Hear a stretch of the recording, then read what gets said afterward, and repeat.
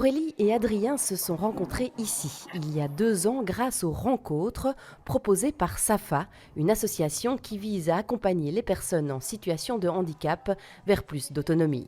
En fait, au départ, j'étais venue pour me faire des amis, mais je ne m'attendais pas à rencontrer l'amour un jour. Moi, je voulais faire le premier pas en premier, mais vu que tous les garçons voulaient sortir avec elle, tout le monde est passé devant moi. Donc je me dis, mince, quand j'aurai ma chance de lui dire. Et du coup, c'est elle qui est venue vers moi. On a attendu un mois avant de se mettre ensemble. Ça a quand même changé votre vie finalement de venir ici. Ouais. Oui, quand même, énormément. Financé par CAP 48, le projet Rencontre a été mis en place il y a 2 ans. Au terme d'une recherche réalisée par l'UMONS, elle a abouti notamment à la création d'un espace dédié à la rencontre entre pairs. Il est ouvert tous les mercredis de 14 h à 18 h 30. Il n'y a pas d'inscription, les gens viennent 15 minutes ou toute la durée de l'ouverture, c'est vraiment libre à chacun.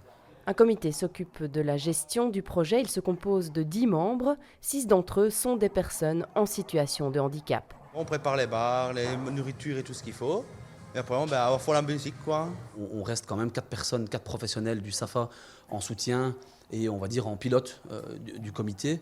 Mais effectivement, on prend de moins en moins de place et c'est vraiment notre volonté, mais que ce soit pour cette activité de rencontre, tout comme tout ce qu'on prône au niveau de notre service d'accompagnement, l'idée est vraiment de pouvoir estomper notre présence. C'est important pour vous de faire ces activités-ci? Oui, parce que j'ai rien d'autre à faire.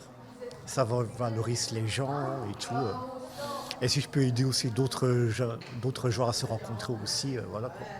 Rencontre propose également des soirées, mais aussi une agence de rencontres basée sur catalogue. Ce qu'on demande, c'est au moins un rendez-vous avec l'un des 4 professionnels du SAFA pour pouvoir faire connaissance et remplir une fiche ensemble, une fiche type qu'on a où on pose différentes questions pour qu'ensuite elle puisse se retrouver dans un catalogue. Tu es inscrit dans l'agence? Oui.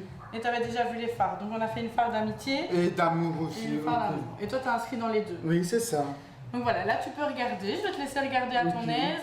Tu peux faire des rencontres aussi, pour faire sortir, pour faire des soirées, tout ça aussi, pour aller aux boîtes de nuit, pour aller au bowling et d'aller au cinéma aussi, pour aller à la piscine aussi. Vous auriez envie aussi de rencontrer une amoureuse? Oui, Vous avez déjà regardé dans le catalogue? Il y a des personnes qui... il y a des filles que ça m'intéresse pas trop non plus. Je vais encore regarder, mais...